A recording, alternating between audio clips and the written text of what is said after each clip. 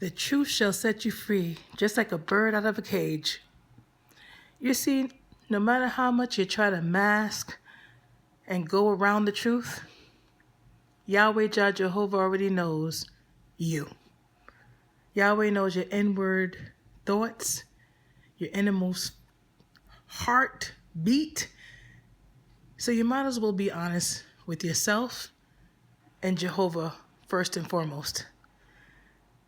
And if you are seeking to have an overall healthy and mutually progressive relationship, it takes continuous honesty.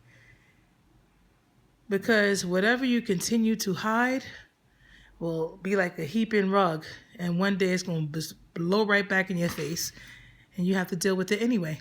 So just be honest with Jehovah, yourself, and others. If you are battling with dishonesty, habitual dishonesty, if you're battling with deep-rooted insecurities, if you're battling with having challenges with using people because you feel like the world has done you wrong, so you're justifying taking advantage of folks and treating someone like they're a indentured servant because for whatever reason you feel like that you're entitled to receive their services, ask Jehovah to help you have a more reasonable, open-minded perspective in regards to the truth and not just your feelings and what you want to do. This is just my small segment of continuous enlightenment as I'm being enlightened and continuous wholehearted prayers and supplications. Believe me, you may look at someone's life and think they ain't got nothing barely going on. They don't have children. But that one job they got with a bunch of multiple children being raised multiple different ways with different multiple needs can tire their body out within that 9, 10, 11 hours.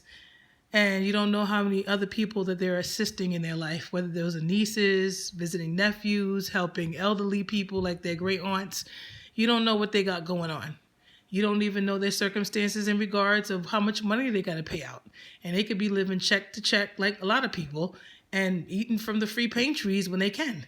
So while you're thinking that they have availability to come to your aid and they should be doing this and that, what are you doing for somebody? What have you really truly done for somebody besides maybe point the finger and blame them unjustifiably or habitually assume things that are actually not really going on? So be reasonable with people. Be reasonable with yourself. Be reasonable with others. And be balanced and tap in tune with Jehovah knows, not your assumptions, not your insecurities. I mean, we're all going to do that sometimes, but please, may we strive not to make that a habit, because when it's made into a habit, those projections are going to continue to strain and stagnate our relationship with others. So communication is key. Tapping in tune with that higher power, Yahweh Jah Jehovah through Yahshua Jesus Christ, and asking them to search the secret person of your heart, work on the things and other people's heart that you're in connection with, and may they be willing to work on things themselves, all of us. And then relationships can grow.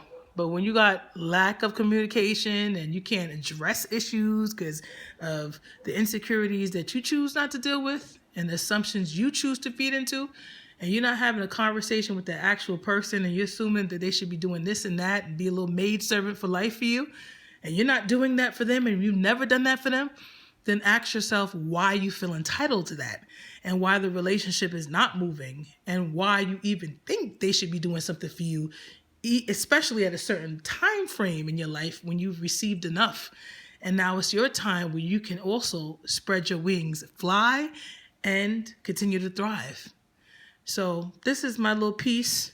Much love. And please feel free to subscribe if you'd like or just browse it. Take care and have a peaceful, prosperous night.